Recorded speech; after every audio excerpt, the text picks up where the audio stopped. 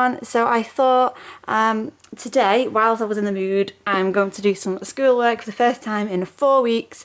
So I've opened my work laptop, I've got all my things, and I thought it'd be nice for other people to see how I plan, because I always like knowing how other people get started, especially if it's a new topic or new year group, or just in general where they start when they come to plan, because there's so many ideas now online and on all of these amazing Instagram accounts and Pinterest, etc. Sometimes it's hard to know where to start, so I thought I will just take you along with me and give you a really brief overview of how I plan. So I've got my laptop out. I'm actually just sat on the floor at the moment just because I've just decided to work on the floor. So I've got laptop, snacks, most importantly. I've got my new Bic pens, which are all different colours, so it's good for colour coding, and I've got a notebook. So this is just, oops, oh dear, it's just a basic notebook. I think I robbed it from the school art cupboard, but oh well. So it's just got lined bits and plain bits, which is really handy for planning, so I thought I would use this today. So first of all, just a little disclaimer, our school is probably really different to any other school because we've got a split year group. So I teach class 1-2, so we have an already mapped out curriculum which is split into two, so like a year A and a year B, and over the 2 years all the children, so in Key Stage 1 will get both the year 1, year 2 bits of the curriculum, but it's just mapped out in a different way. So I'm doing the science planning, and our topic for the first term is animals including humans, and this is a year 1 unit which both of my year groups in my class will do. So what I've done first of all is I've opened up primary curriculum on my laptop, so not the actual national curriculum website because I think that can get a bit confusing and it's just set out really awkwardly. So you just basically click here which year group, which subject, and then I've scrolled down, checked over where I have to hit in the national curriculum, so obviously under this bracket, but then taking some from working scientifically as well, because it all kind of, you know, blends into one. So then I've got my notebook, got my kind of like a little spider diagram type thing, thought shower, and then I have just in really brief notes just basically put what I have to hit in the curriculum for this topic. And I know it's a bit weird, it's already done for you online, so you could just copy and paste it onto your planning format, but I'm very old fashioned and I just like pen and paper. I'm quite messy in the way that I work, so I do like to have it down kind of in this kind of format first, so then I can cross things out, move things around, and then I've got it all together, and then it's just easy for me to type up onto our school planning format. So then after I've done that, I have a Twinkle account, and I can't remember which one I've got, but it's the one that includes the Twinkle planet and things. So one of the first places I look is Twinkle, so I've just gone on animals including humans, and then I've downloaded the whole kind of pack.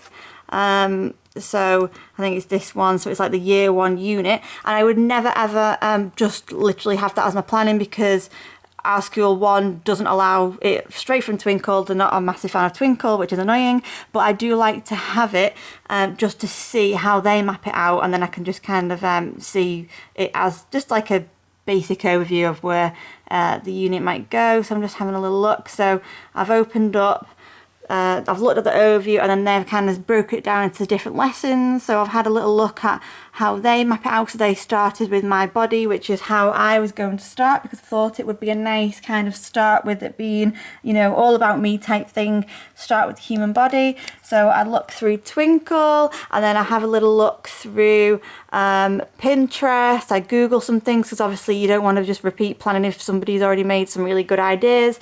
You know, have a look at that. But I would never just download it and have that as my plan. I would always put my own stamp on it, you know, and change it and things like that, which I'm sure everybody would anyway.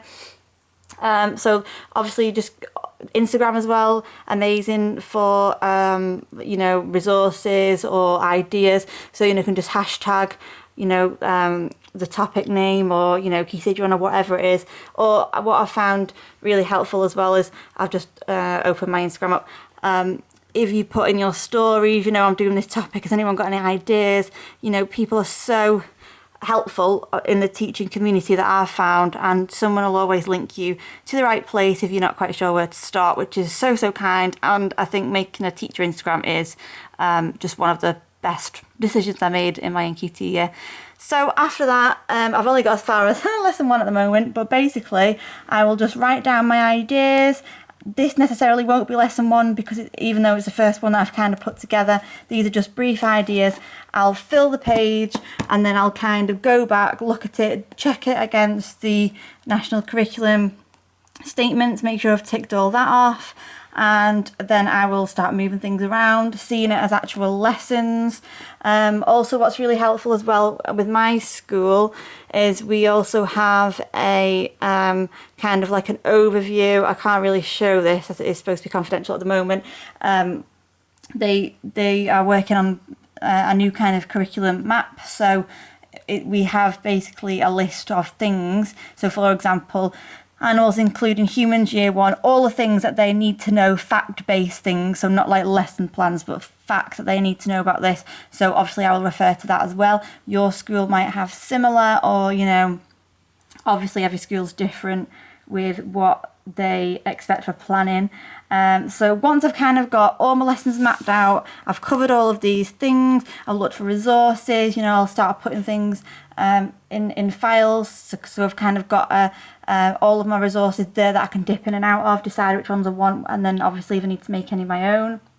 And then I will put it in the actual school's planning format, which there's no point in me showing you because everybody's school is different, but then that's when it will become more formal. And then obviously the learning objectives, I'll start writing those, which is one thing that I found quite tricky when I first started, was getting the learning objective right, because I know my school is really strict, and they basically ask for you to have a learning objective which is what the children are going to learn rather than what they're doing. So you know, in like literacy they wouldn't accept to write a recount, it's, you know, to use adverbials of time or whatever. So obviously every school's different, but yeah, that's as far as I've got at the moment. I'm not sure if I'll even upload this because I don't know how helpful this is going to be to anyone, but I know it's always difficult when you're getting started, and I'm finding it really hard getting back into the routine at the moment, to be honest, because like I said, I haven't attempted any work for 4 weeks, and I thought I better had today, so then I can still enjoy some time off, and hopefully I will be a bit more productive. So yes. Okay, so if you've got any questions about planning or anything that, you know, well, anything really, teaching related or not, yeah, just give us a message and I will get back to you. So I better actually go and finish this off, because at the moment I've only got one, not even lesson, one idea. So yeah, thanks for watching if you have bothered to go to the end of this video, and I might do one of these again soon. Bye!